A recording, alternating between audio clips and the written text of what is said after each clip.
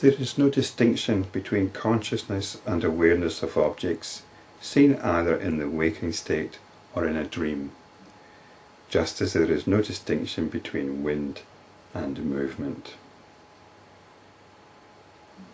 We make this distinction now, don't we? We make this distinction between dream and waking. We make a distinction between past and present, between memory and dream.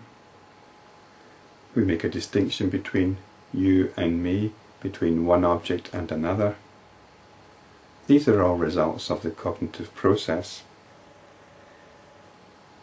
And when you look into them, you find there actually isn't any basis for the distinction. You could ask, well, why do we make such a distinction? And that's a question I would just leave to the cognitive scientists. It's quite fascinating. But as spiritual practitioners, we're not interested in that. We're interested in moving beyond that process of discrimination, to the underlying reality. And it's like wind and movement. Can you have wind without movement? This discrimination is what consciousness does. This is the wind of consciousness. It's the wind of Brahman. Brahman alone appears to arise and to perish or to die, and to experience objects, but it is pure consciousness alone, which does not undergo any change, and which is forever at peace and pure. Whatever that infinite consciousness or cosmic person becomes aware of within itself becomes both cause and effect. So whatever notion consciousness identifies with, that becomes its reality. So whatever notion consciousness becomes aware of, it identifies with, it becomes a cause and an effect. The notion in awareness is both the effect and the cause for that identification. And this is the basis for creation.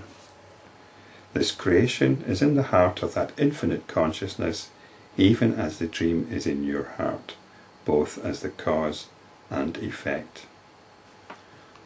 So it's the same as a dream. Is the dream a cause or an effect? It's both, isn't it? The dream is an effect of your own consciousness, but it's also causing things in your own consciousness. It's causing other things to arise. This is how it works. We think of the dream as dependent on the dreamer. But the dreamer is undergoing experiences.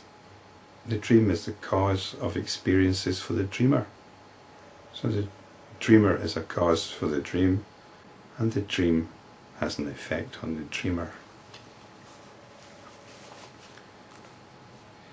In whatever manner it appeared in the beginning, that has continued to be its natural order, time, space, etc. Whatever characteristic the creation acquired then has continued to exist since then.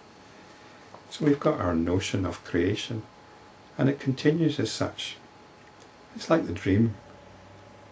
The dream might have some absurd elements in it, but at the time we take it as reality, and the characteristics of that reality last for the length of the dream. And in the same way we've got notions of order, time, space, etc., and these will carry on for the length of the dream that we call this life.